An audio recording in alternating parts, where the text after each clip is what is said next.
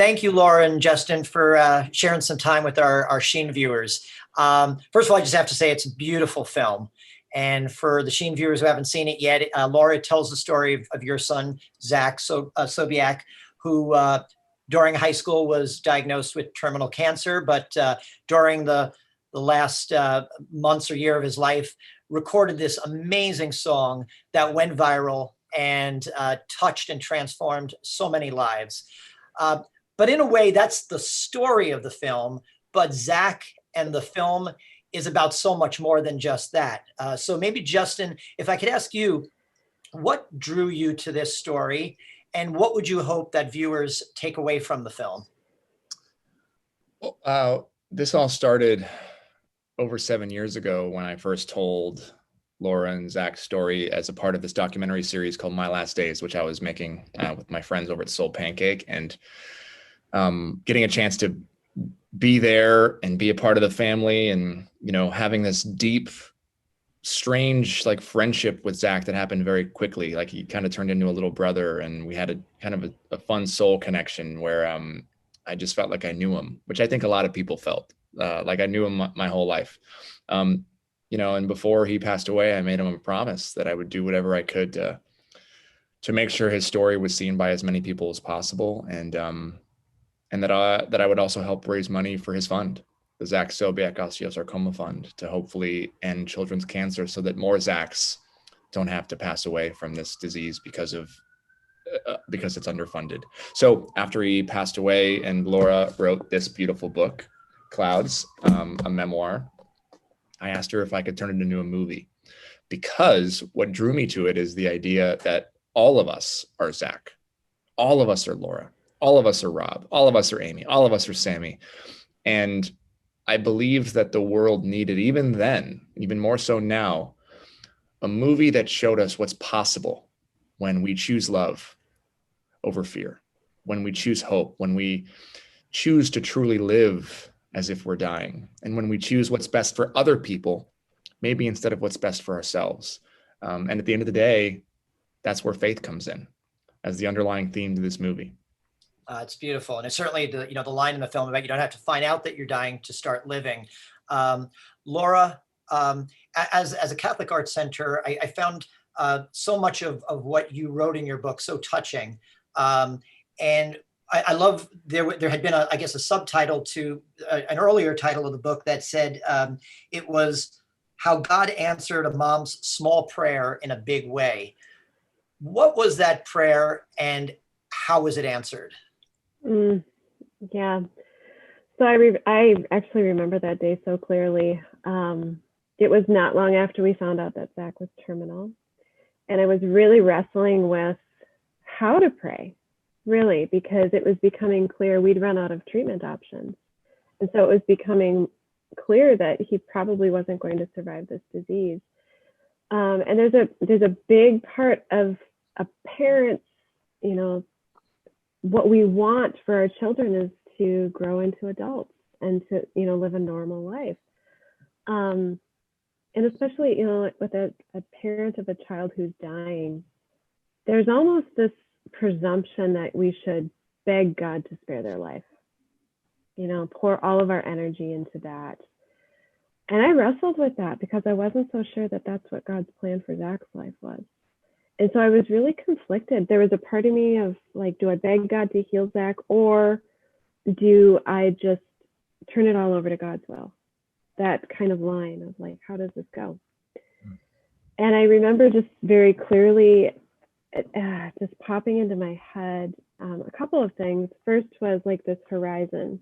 So I live in Minnesota. There's a lot of big cornfields in Minnesota, and just like a flat horizon, and this point on the horizon that we had been so focused on reaching, but it wasn't accessible to us. We weren't going to get to that point of saving Zach's life.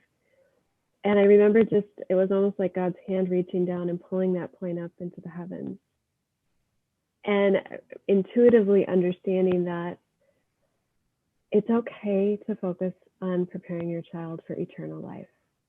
We don't have to just hyper focus on just their physical needs and, life itself. We can focus on eternal life. It's bigger.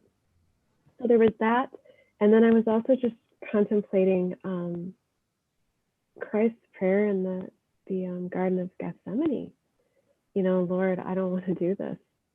I don't want to do this thing that it's apparent you're asking me to do, but not my will, yours be done.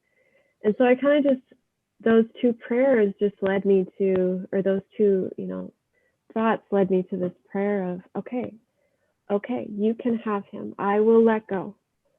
But I really want it to count for something. I want you to use this suffering as a source of grace into the world. And in my mind, what that meant, and I remember very clearly saying, I just want one person's life to be changed forever. I want one person to be saved by this grace. And that was the prayer that I put out there. And then things got crazy. It's such a beautiful answer, and so much of what you say in the book and so much of what the film says is beautiful.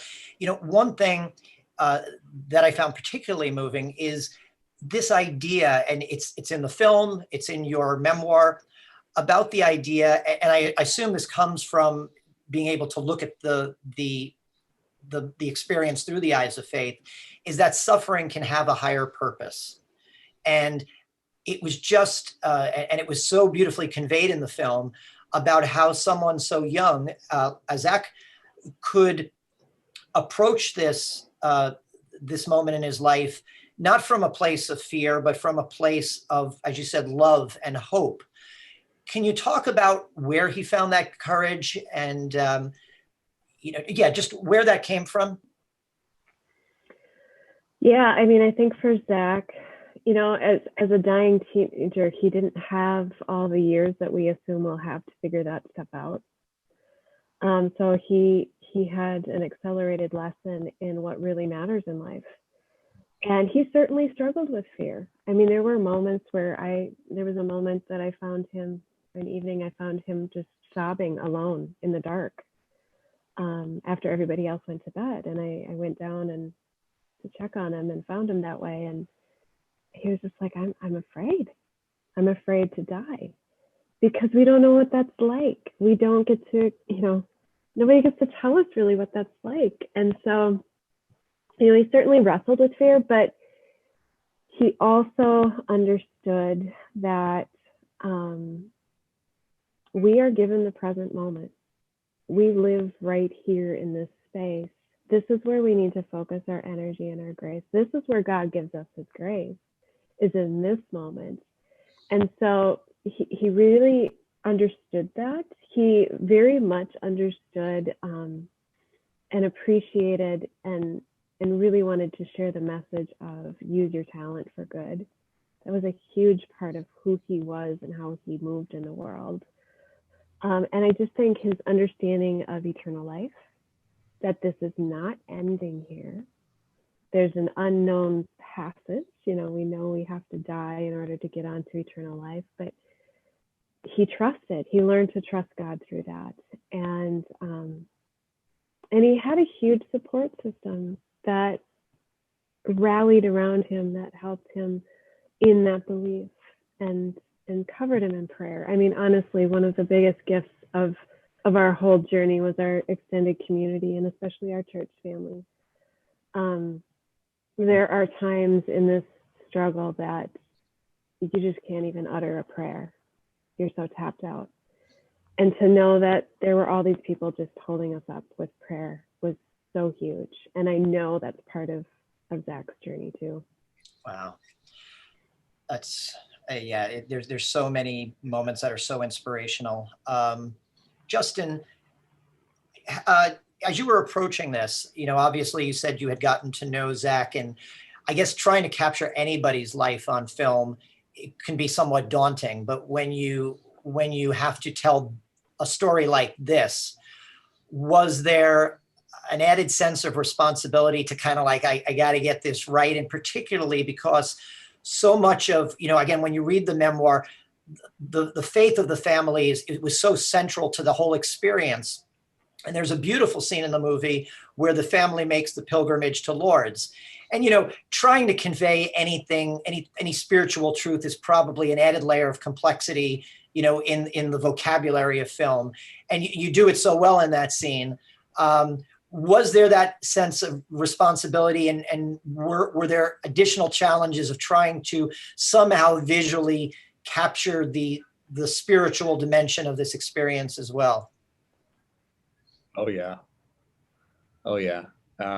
It's probably the single biggest thing that kept me up at night and made me go a little more gray than I was before I started this. Look, I had a deep love for Zach in the short time I got to know him, and a deep love for this family and every person involved. And so I didn't take it lightly that I was given the bounty of shouldering this and being the custodian of their story. And it isn't just like making a regular Hollywood movie. It's not just, a paycheck. It's not just, hey, let me make something that's going to further my career, or, it's how can I make something that does justice to what every single person in this story went through, that inspires and brings people hope in a time when they need it the most, that does justice to Zach and who he was in his essence. And also, yes, takes people on a spiritual journey, which at the end of the day is the purpose of this movie, is to get people out of the lower nature that we're all oftentimes stuck in and into their higher nature, which was where a lot of this movie lives, and where a lot of where Zach lived a lot. Now we see him live in his lower nature, which is important. And we see the family go through things and go through messiness and struggles and discomfort.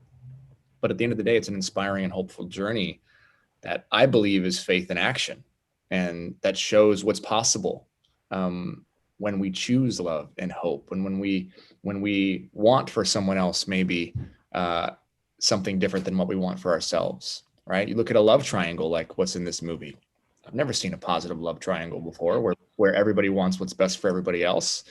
This is an example of a maturity of 17-year-olds that can only happen with faith.